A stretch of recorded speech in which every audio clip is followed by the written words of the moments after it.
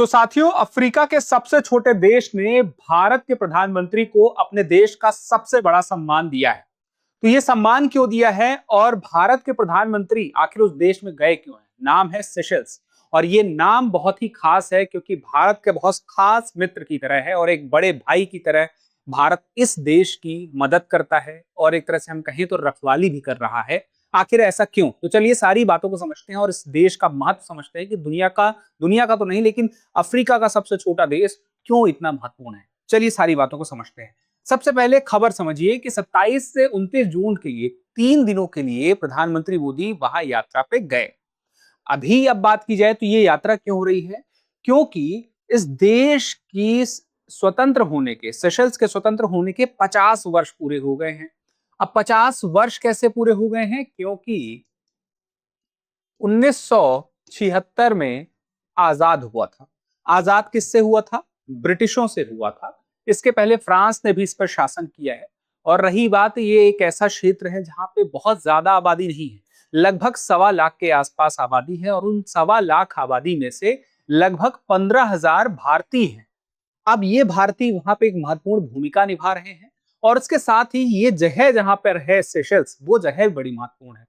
तो राजनयिक संबंधों की भी 50वीं वर्षगांठ हो गई है। राजनयिक संबंध का मतलब क्या है कि जब दो देश एक दूसरे को मान्यता दे देते हैं तो इसका मतलब है कि उन दोनों के बीच में राजनयिक संबंध है। अब जब राजनयिक संबंध है, मान्यता दे दी है, तो दूसरा चरण ये होता है कि दोनों एक दूसरे का सहयोग करेंगे और उस सहयोग के लिए दोनों देशों में दोनों के देश अपने अपने क्षेत्र में दूतावास के लिए जगह देते हैं, फिर वहां पे राजनयिक वहां पे जाके रहते हैं, जैसा कि आपको पता है। तो वो संबंध बने हुए हैं। तो 28 जून को guardian of the blue horizon उपाधि दी गई और ये 34वां अंतरराष्ट्रीय सम्मान है। यानी कि प्रधानमंत्री मोदी को कई सम्मान ऐसे कई अलग अलग देशों से मिले हैं जिसमें से 34वां है। और ये पर्यावरण के एक हम कहें खास क्षेत्र में, जो कि पर्यावरण भी है और इकोनॉमी भी है, उस खास क्षेत्र के बीच का क्षेत्र है जहां पे ये सम्मान मिला है। तो guardian of the blue horizon, अब इसका मतलब क्या है ये भी हम समझेंगे। और इसके बाद सेशल्स की नेशनल असेंबली में भी संबोधित करने वाले पहले भारतीय पीएम ये हैं। तो अब अगली बात ये आती है कि यहां पे समझे एग्जैक्टली सेशल्स है कहां पे। ये देखिए सेशल्स है। अब ये सेशल्स जो है, हम एक तरह से देखें तो ये अफ्रीका का सबसे छोटा देश है, लेकिन अफ्रीका महाद्वीप की जो मुख्य भूमि है उसमें नहीं है, ये पश्चिमी हिंद महासागर में है। अब ये पश्चिमी हिंद महासागर में सेशल्स क्या एक द्वीप है जो देश बना हुआ है? तो ऐसा भी नहीं है।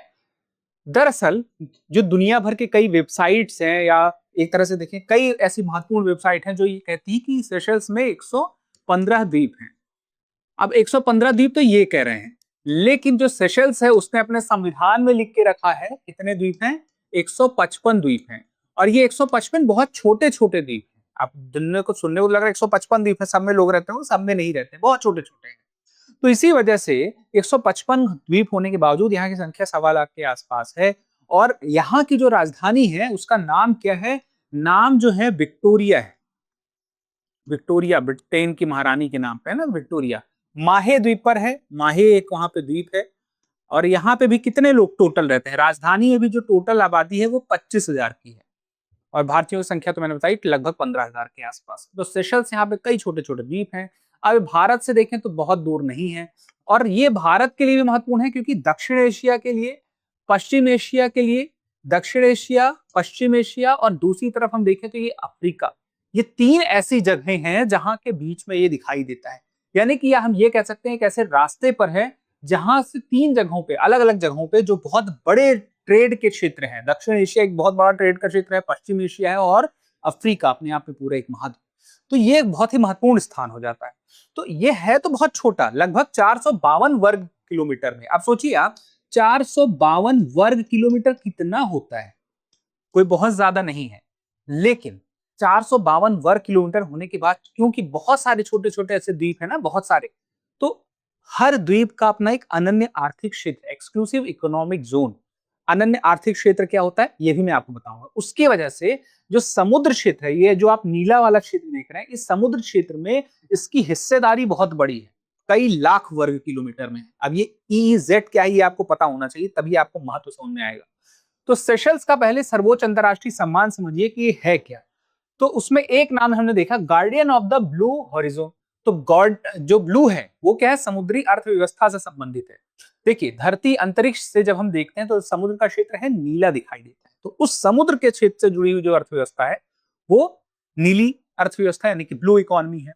और इसकी परिभाषा और बेहतर तरीके से कि उस समुद्र से जुड़े हुए जो भी व्यापार के क्षेत्र हैं, जैसे कि मछली पकड़ना हो गया, या फिर वहां पे पर्यटन का हो गया, तेल का हो गया, गैस का हो गया, या ट्रेड का हो गया, ये सब चीजें क्या है, ब्लू इकोनॉमी का हिस्सा है।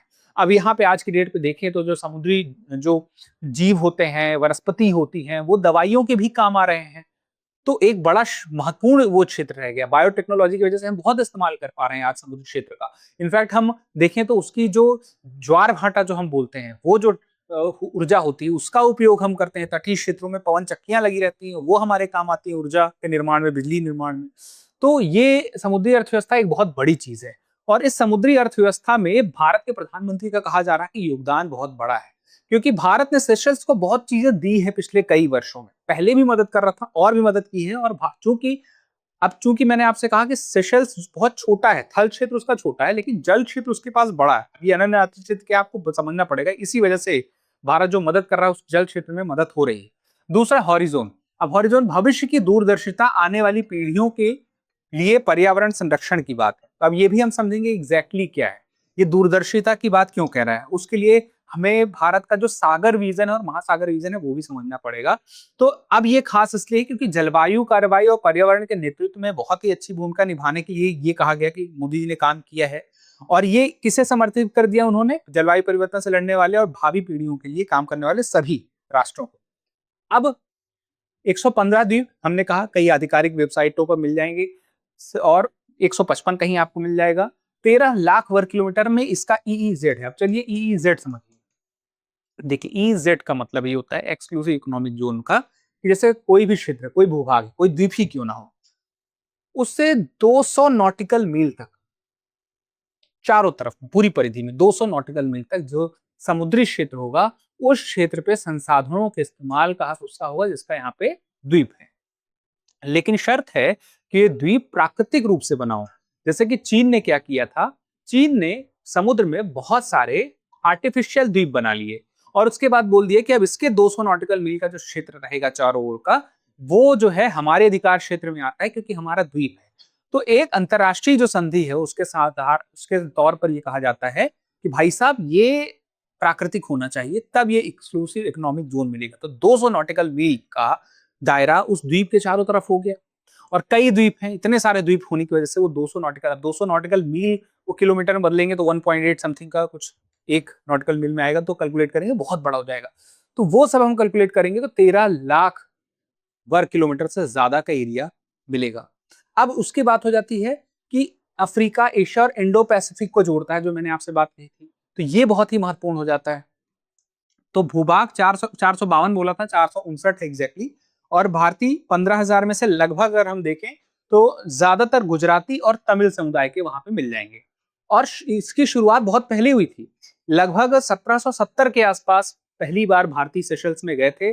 और चीन का देखिए वहां पे ना दबाव, उस हिंद महासागर क्षेत्र में लगातार नौसैनिक गतिविधियां बढ़ी हैं, तो भारत एक बड़े भाई के रूप में जब सहयोग करता है तो उसका सम्मान तो सेशल्स करेगा ही, क्योंकि भारत ने अपनी छवि को उस प्रकार से नहीं गढ़ा है कि हम पहले आपकी मदद करेंगे फिर आप पे दबाव बनाएंगे।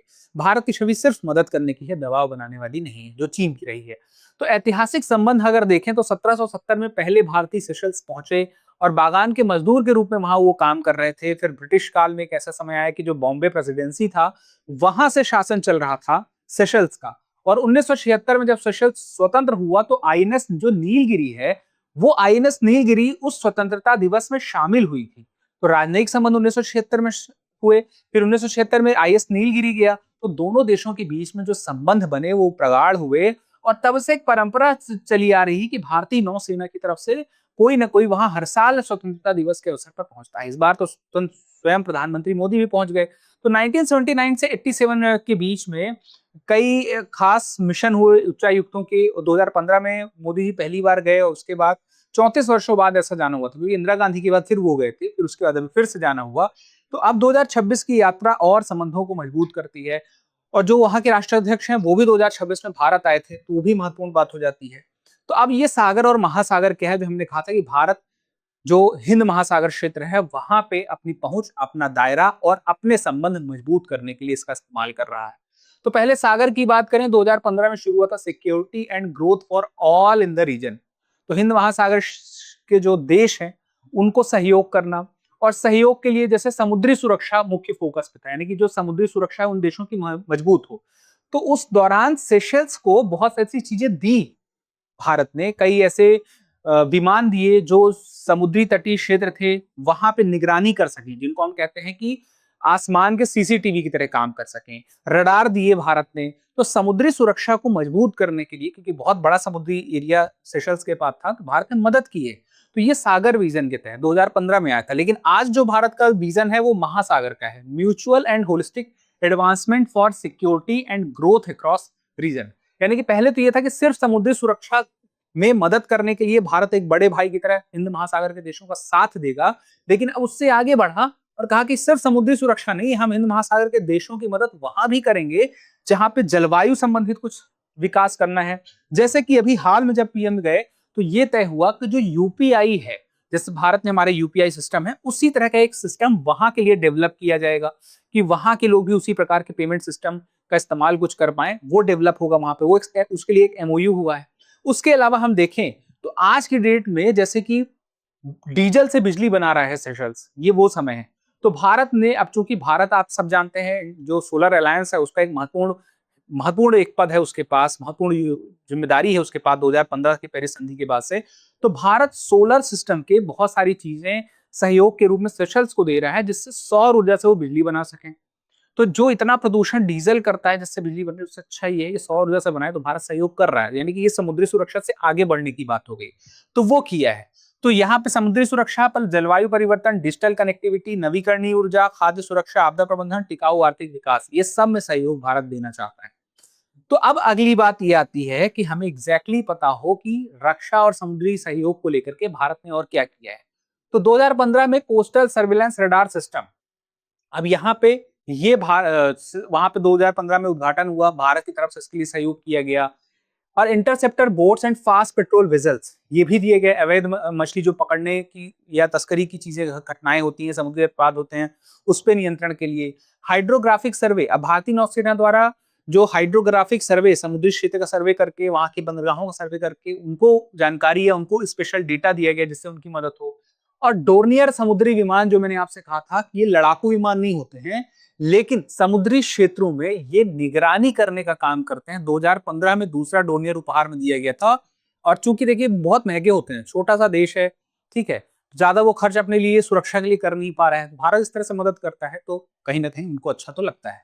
तो उसके बाद एक खास प्रशिक्षण है सेशल्स पीपल्स डिफेंस फोर्स को नियमित रक्षा प्रशिक्षण। और ये रक्षा प्रशिक्षण किस लिए है? इसलिए है क्योंकि वो देश उस जगह पर है जो कि बहुत ही महत्वपूर्ण जगह है। हमने बताया था कि पश्चिम एशिया, दक्षिण एशिया, अफ्रीका, पूर्वी अफ्रीका, उस क्षेत्र एक चौराहे की तरह है ना, कि वहां से कई जहाज गुजरेंगे उस रास्ते से। तो वहां पे सुरक्षा की दृष्टि से वो अपने लिए कुछ बेहतर कर सके। और सहयोग की बात करें, $175 मिलियन विशेष आर्थिक पैकेज का सहयोग मिला है, जिसमें से अब हम देखें 125 मिलियन जो डॉलर है, वो $50 मिलियन का ऋण और उसके अलावा 50 मिलियन अनुदान, ऋण और अनुदान दोनों मिला है। यूपीआई के लिए मैंने आपसे जो कहा था कि भारत एमओयू कर चुका है, इसमें सहयोग करेगा। डिजिटल आइडेंटिटी, जैसे हमारे देश में आधार कार्ड की सुविधा है, उसी तर्ज पर एक सुविधा उस देश में विकसित की जाएगी जिसमें भारत सहयोग करेगा। साइबर सिक्योरिटी के लिए सेशल ज्वाइंट विजन, यानी कि साइबर सिक्योरिटी के लिए क्या भारत तरीके अपनाता है, कैसे अपने देश के नागरिकों की साइबर सुरक्षा उनको उपलब्ध करने में मदद करता है, वैसे सेशल्स अपने देश में। अब देखिए, सेशल्स एक ऐसा देश है जिसको हम ये कह सकते हैं कि वो द्वीपों का देश है। और द्वीपों के देश की हालत आज के डेट में, कई ऐसे द्वीप हैं, मालदीव की हम बात करें, कई ऐसे द्वीप हैं जिनकी स्थिति ये है कि आने वाले कई सालों में, हो सकता है 100 साल, 50 साल, 150 साल, 200 साल बाद, जो शायद अस्तित्व में रहेंगे ही नहीं, जो डूब जाएंगे, क्योंकि समुद्र तल से 1-2 मीटर की ऊंचाई पर इसके कई द्वीप अभी भी हैं। तो जिसको अपने भविष्य का नहीं पता है, उसको वर्तमान में उसकी कोई मदद करे और वो भी उससे लाभ को, बहुत दूरगामी लाभ को ना देखे बिना भी, तो एक बड़ी बात है। तो यहाँ पे आंकड़ों की बात करें तो व्यापार भी होता है। भारत वहां पे $68 मिलियन का लगभग जो है निर्यात करता है और आयात करता है $8.69 मिलियन का। तो भारत ट्रेड कर रहा है, ट्रेड में डेफिसिट, घाटे में नहीं है, सरप्लस में है, फायदे में है। तो कुल व्यापार $72.9 मिलियन का होता है, जिसमें से हम देखें तो वृद्धि भी देखने को मिली लगभग 15% की। तो ये दिखाते हैं कि संबंध बेहतर हैं और ऐसा भी नहीं कि उससे भारत को लाभ नहीं है, भारत को भी फ्री ट्रेड का लाभ मिल रहा है। सारी बातों में अब ये बात आती है कि सिर्फ एक ही ऐसा सम्मान नहीं मिला है जो पर्यावरण से जुड़ा हुआ है, ये इसके पहले भी मिले हैं। 2018 में champions of the earth award मिला था, संयुक्त राष्ट्र द्वारा दिया गया था। सर्वोच्च जो पर्यावरण नेतृत्व के लिए मिला था, सर्वोच्च सम्मान है, यूएन द्वारा दिया गया था प्रधानमंत्री को। सियोल पीस प्राइज है, दक्षिण कोरिया द्वारा दिया गया था, टिकाऊ आर्थिक विकास, वैश्विक सहयोग या समावेशी विकास के लिए।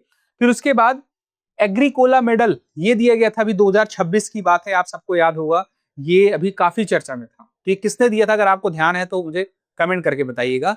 नाम इसका यही भी लिखा है, FAO, food and agriculture organization, हम इस पहले चर्चा कर चुके हैं। और ये खाद्य और कृषि संगठन के द्वारा दिया गया था, खाद्य सुरक्षा कृषि परिवर्तन के लिए। और guardian of the blue horizon हमने अभी जो बात की, सेशल्स गणराज्य ने दिया है। तो सारी बातों के सार में अब हमें कुछ बातें भी आपको ध्यान में रखनी होगी। सेशल्स नक्शे पर भले बिंदु जैसा देश है, लेकिन जो उसका विशाल समुद्र है वो एक किले की तरह काम करता है। उसके पास विशाल जल संसाधन है, और ये सेशल्स इस बात का सम्मान करता है कि उसके जल संसाधनों पर नजर डाले बिना उसके जल संसाधनों की सुरक्षा के लिए भारत ने सहयोग किया है। तो एक बड़े बांध की तरह भारत ने चीन की तरह बड़े बांध बंदरगाह बनाकर प्रभाव नहीं जमाया। जब क्या किया, उसकी सुरक्षा के लिए वही रडार, विमान प्रशिक्षण, डिजिटल सहयोग, ये सब दिया है। और उसके साथ सागर और महासागर तक का जो सफर है, उसमें एक महत्वपूर्ण उदाहरण यही सेशल्स हो जाता है, जिसमें भारत ने बहुत ही महत्वपूर्ण योगदान दिया, फिर ये अवार्ड मिला। और उसके बाद जो रिश्ता है राजनयिक संबंधों का, चूंकि ये 29 जून को 50 वर्षों का हो गया है, तो अगले 1 साल तक ये भारत और सेशल्स का रिश्ता अब महत्वपूर्ण रहने वाला है आपकी परीक्षा के लिए भी। तो चलिए, सारी बातें हो गई हैं, तो एक सवाल आपसे पूछता हूं कि निम्नलिखित में से कौन सा कथन महासागर के संदर्भ में सही है? या केवल समुद्री सुरक्षा से संबंधित एक द्विपक्षीय संधि है जो भारत और सेशल्स के बीच 2015 में हुई? दूसरा, यह सागर का विस्तारित रूप है जो सुरक्षा के साथ साथ जलवायु, डिजिटल कनेक्टिविटी और नवीकरणीय ऊर्जा को समाहित है। और तीसरा, सी है, महासागर का पूरा नाम maritime and hydrological alliance for security and growth across regions है। और डी, यह संयुक्त राष्ट्र द्वारा प्रस्तावित वैश्विक समुद्री सुरक्षा संगठन है, जिसमें भारत एक सदस्य देश है। तो इसमें से सही जवाब आप मुझे कमेंट करके बताइएगा, क्योंकि जब आप जवाब देते हैं तो हमें और बेहतर करने की प्रेरणा मिलती है। अब एक जरूरी जानकारी आपके लिए, अगर आप यूपीएससी की तैयारी कर रहे हैं और आप चाहते हैं कि आपकी यूपीएससी की तैयारी इस प्रकार से हो कि 2028 में या 2029 में आपको या आपके किसी अपने को पेपर देना है, तो पूरी यूपीएससी में जीएस का वेटेज देखिए सबसे बड़ा होता है। और उस पूरे जीएस में एक प्रीलिम्स के लिए जीएस पढ़ना है और एक मेंस के लिए पढ़ना है। और आज की डेट में जिस तरह से यूपीएससी सवाल पूछता है, वो ये चाहता है कि आपकी प्रीलिम्स और मेंस की तैयारी एक बार में हो चुकी हो, क्योंकि वो कॉन्सेप्ट और फैक्ट सब पूछ रहा है और करंट अफेयर से रिलेट करके। तो ऐसे में प्रीलिम्स प्लस मेंस की एक कंप्लीट तैयारी के लिए दृष्टि आयोग का जीएस फाउंडेशन कोर्स सबसे बेहतरीन रहने वाला है। अब ये जीएस फाउंडेशन कोर्स क्यों खास है? क्योंकि अगर आप लाइव ऑनलाइन क्लास करना चाहते हैं, लाइव ऑनलाइन क्लास इसलिए क्योंकि आप घर बैठे अपनी जॉब के साथ, कॉलेज के साथ करना चाहते हैं, तो ये GS foundation course live online सबसे बेस्ट है। इसके बारे में अतिरिक्त जानकारी चाहिए तो डिस्क्रिप्शन में इसका लिंक है, और डिस्क्रिप्शन में लिंक पे जाएं या कमेंट बॉक्स में लिंक पे जाएं, या तो फिर आप सीधे कॉल कर लें इस नंबर पर। नंबर है 8750187501। तो फिलहाल के लिए इतना ही, मिलता है सेशन में, धन्यवाद। अब एग्जाम की तैयारी को और बेहतर करने के लिए हमारे चैनल को लाइक, शेयर और सब्सक्राइब करना ना भूलें।